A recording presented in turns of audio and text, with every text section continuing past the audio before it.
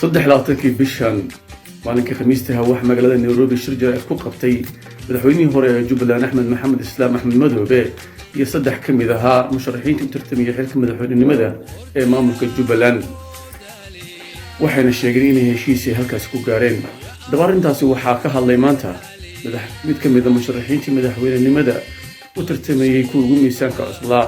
waa injineer Cali Jaamac Xuseen Cali Dheere waxa uu yiri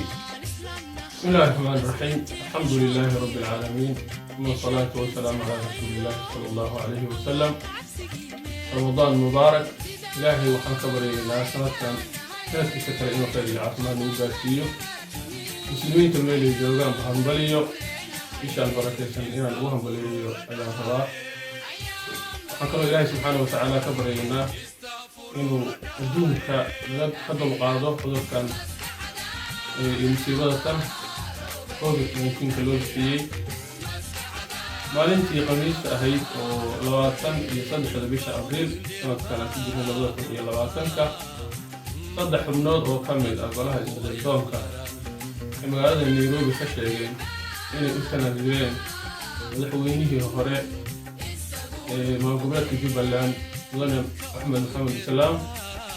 waxay kaloo sheegeen inay soo afjareen khilaafka Jubbaland arrinta dad badan baa ka hadlay waana u mahad celinayaa laakiin kama sharax ahaan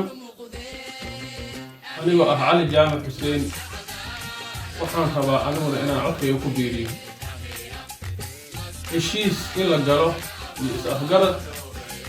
asal ahaan in la soo dhaweeyo arrin habboon wey waana mudan tahay ka Soomaali ahaanna baahi baan u qabnaa in la heshiiyo لكن واحد جدًا هو حاوي إلا جاه الله أباهن خلاف كيو بربر كسياسي أي كان معمول Jubbaland كجرة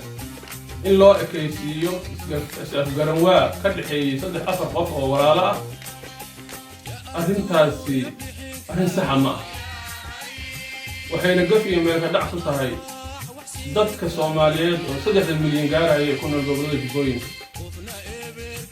هذا يراتي وتسوق الدنيا يا نمجي هذا كورنا واو ضد ما أتنازلي وحبنا كثر سنة ضدهم كاريا أتنازلي أحمد منوبي وحسامين أنا ميالا صارتنا وحيتها هاي جبل واحد أباهمتها ما أنا أحمد منوبي لو تنازلي وحن آمن سنة هاي إنه سنبحالك قريب كان نغن كريم أنت وشاقنا هاي مدخولين نمالك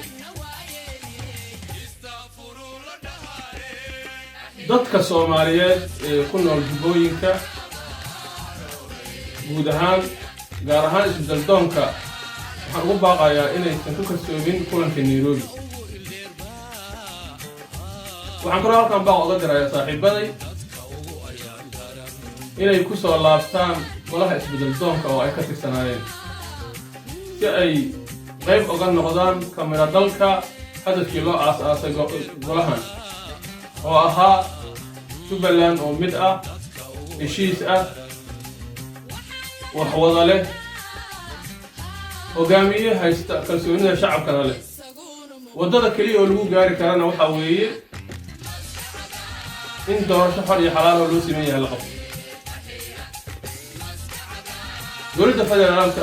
iyo beesha caalamka waxaan ugu baaqayaa iyagana in ay gacan ka geystaan dejinta اسمها مامور قبلات في جبلان أربع مهتمين